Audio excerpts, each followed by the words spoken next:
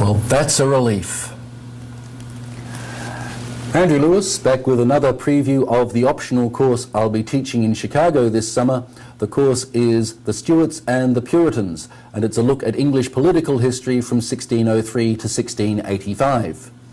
Now, if you've watched some of the other videos I've prepared, or if you know English history at the time yourself, then maybe you've reached the conclusion that it's a time of radical upheavals, total reversals, and complete, inexplicable contradictions. After all, England started the century with the absolute monarchy of James I and his belief in the divine right of kings. But before the century was half over, England had actually executed its king, James I's divinely appointed son.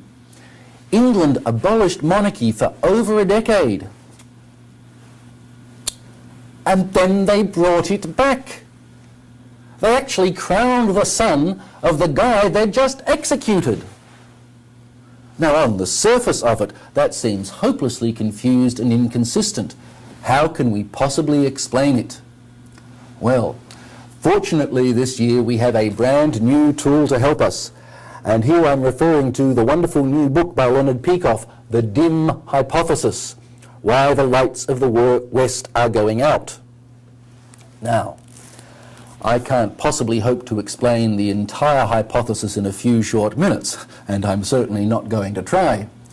But just to give you a taste, in essence, Dr. Peikoff identifies and explains that the fundamental moving force behind a culture's institutions is that culture's dominant method or mode of integration.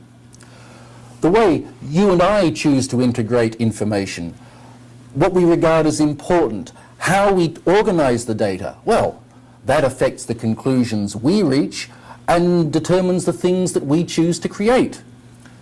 So it is with an entire culture. A culture's dominant mode of integration shapes its schools, its art, its political institutions, and its history. Now, Dr. Peikoff further identifies and explains that there's a limited number of these modes. And if it happens that one of these modes was dominant in England during the 17th century, and if we can identify it, and I think we can, then maybe, just maybe, all the turmoil in England at the time isn't so inexplicable after all. Maybe this mystery has an explanation to make sense of it.